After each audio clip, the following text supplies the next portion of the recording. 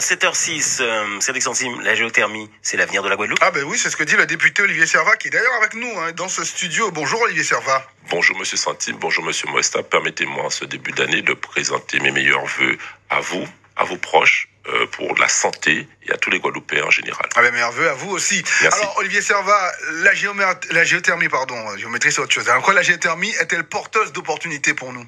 Oui, merci de me donner l'occasion de parler de cela après d'autres. La géothermie, c'est un combat qui est mené par certains depuis plusieurs années. Je pense à Kalala Omotoun des défunts, je pense au frère Bougré, je pense maintenant au docteur Henri Joseph et à bien d'autres. En réalité, l'énergie, c'est la richesse, c'est l'avenir, c'est la vie. Tout autour de nous est énergie. D'ailleurs, on voit bien que lorsqu'il n'y a pas d'électricité, on n'a pas de téléphone, on ne peut pas rouler, enfin, c'est compliqué.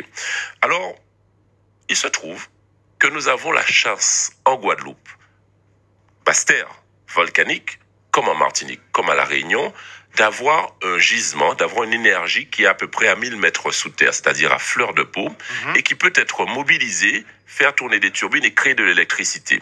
C'est ce qui existe aujourd'hui à Bouillante. François Bayrou, qui est le responsable du plan de la France, a dit il y a 2 mois, la géothermie, c'est l'avenir de la France. La France. Eh bien, pour nous, il se trouve que la France n'a pas de volcan en général.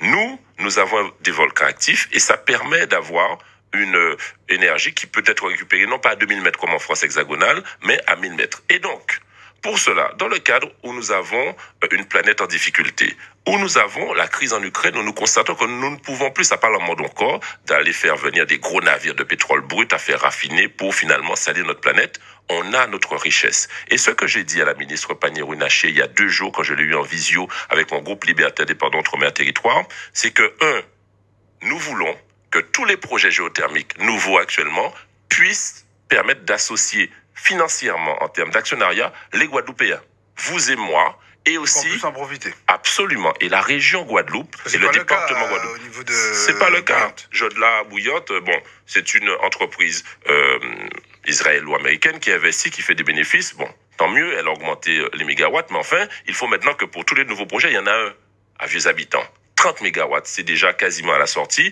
Eh bien, il faut que vous et moi, nous puissions être associés. La ministre, dans le cadre de la loi accélération des énergies renouvelables qui est actuellement à l'étude, nous a dit qu'elle est bienveillante et à l'écoute sur ça et qu'elle comprend l'enjeu.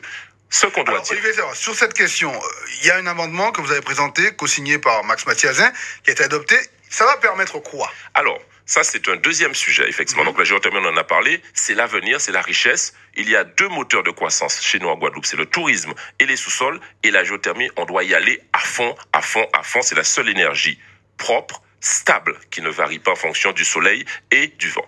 Sur l'amendement qu'on a fait passer fin novembre avec Max Mathiazin et notre groupe Lyot, c'est un autre sujet, mais lié.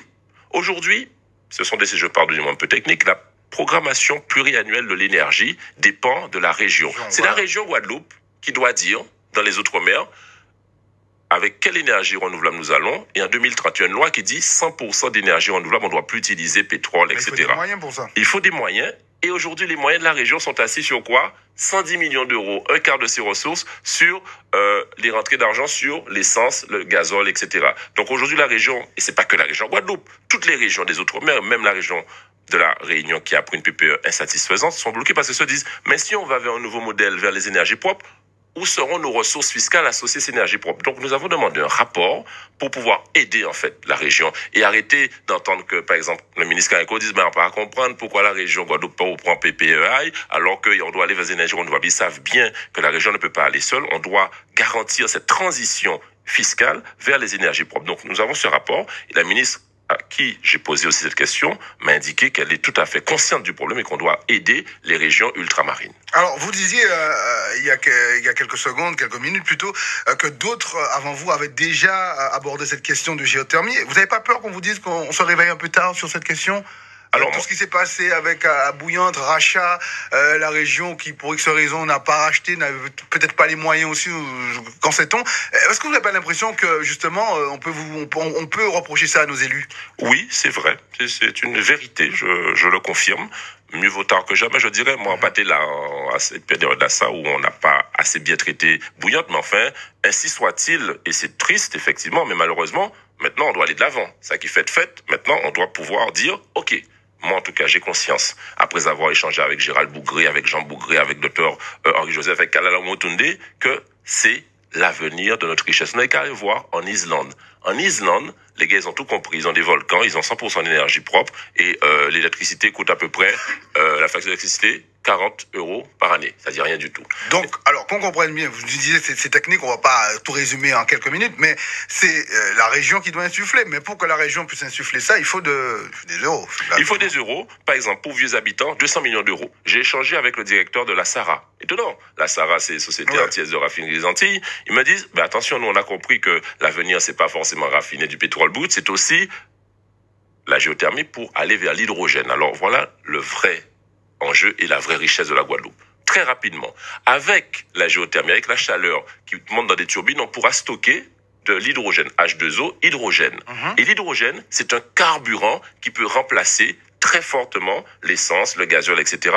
Et ça, c'est pour nous, et c'est possible aujourd'hui. Alors, l'idée, c'est de dire que l'État doit aider pour pouvoir investir dans ces 200 millions d'euros. Il y a des investisseurs qui sont d'accord. La SARA est d'accord. Attention, elle va investir, mais il faudra qu'elle ouvre son capital à vous, à moi, M. Moestas, à tous les Guadeloupéens qui veulent investir, parce que, je rappelle, Cormat, là, qui investit à Bouillante, ils ont investi 80 millions d'euros, ils gagnent chaque année 6 millions d'euros net. C'est-à-dire que c'est rentable. Alors, il y a de gros investissements au départ, mais comme c'est à nous, comme c'est un projet d'avenir, on doit y aller. La région, le département avec qui j'ai échangé il n'y a pas si longtemps que ça, sont très enthousiastes à cette idée-là aussi. Donc, en fait, c'est un mouvement qui part de l'État, qui part d'un opérateur, par exemple la SARA, par exemple Ormat, par exemple, j'ai vu aussi qu'Albioma a un droit de forage, par exemple, un projet sur la zone de Trois-Rivières, etc., pour trouver de nouveaux gisements. Tout ceci va dans le bon sens dans la mesure où, quelles que soient les situations, chaque Guadeloupéen pourra aussi miser dans sa richesse personnelle. Ah ben c'est un vœu